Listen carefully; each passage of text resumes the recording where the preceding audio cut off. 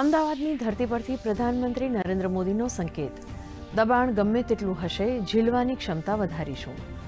લઘુ ઉદ્યમીઓ, પશુપાલકો અને ખેડૂતોના હિતોને ગણાવ્યા પ્રાથમિક, તો દેશવાસીઓને આત્મનિર્ભર ભારત મહોત્સવ ઉજવવા કર્યું આહવાન.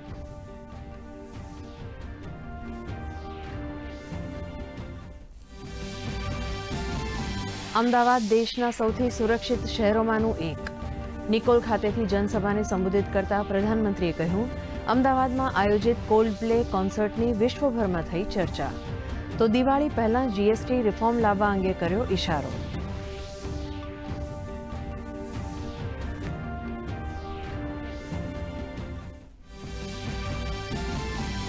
ઉત્તર ગુજરાતને વિકાસ કાર્યોની ભેટ. વિરમગામ ખોડદ રામપુરા રસ્તાને 7 મીટર પહોળો કરાશે. ઉદ્યોગ જગત અને ખેડૂતોને થશે લાભ. તો અમદાવાદ મહેસાણા પાલનપુર રોડ ઉપર 6 માર્ગીય અંડરપાસનું કરાશે નિર્માણ.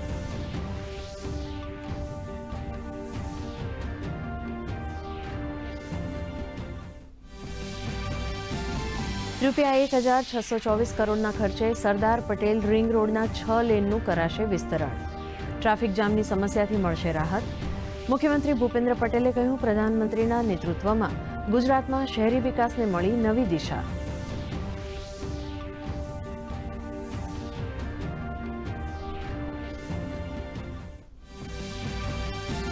ભારત ફિજી વચ્ચેના સંબંધોમાં ઉમેરાયો નવો અધ્યાય. બંને દેશો વચ્ચે દિલ્હી ખાતે દ્વિપક્ષીય સંબંધો પર થઈ વાતચીત. ફિજીને કૃષિ પેદાશો સપ્લાય કરવા ભારત તરફથી કરાઈ જાહેરાત. તો જન ઔષધિ યોજના અંતર્ગત દવાઓના સપ્લાય ઉપર પણ થયા સમજૂતી કરાર.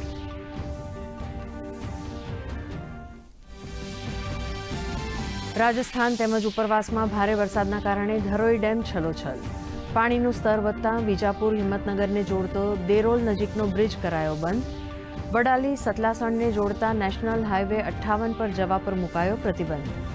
સાબરમતી નદી 2 કાંઠે થતા ગાંધીનગર અને માણસાના નદી કાંઠાના 28 ગામોને કરાયા સાવચેત. આજે દક્ષિણ ગુજરાત અને ઉત્તર ગુજરાત ઉપર મેઘરાજા મહેરબાન. સુરતના ઉમરપાડામાં 3 ઇંચ તો સાબરકાંઠાના વિજયનગરમાં 2.25 ઇંચ વરસાદ. આવતીકાલે ભાવનગર, છોટાઉદેપુર અને દાહોદમાં અતિભારે વરસાદનું ઓરેન્જ એલર્ટ.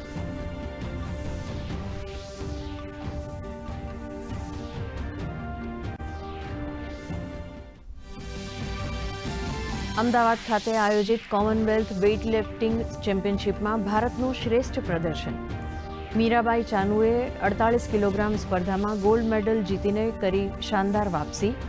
ચાનુએ કુલ 193 કિલોગ્રામ વજન ઉઠાવીને સ્નેચ તેમજ ક્લીન એન્ડ જર્કમાં તોડ્યો કોમનવેલ્થનો રેકોર્ડ.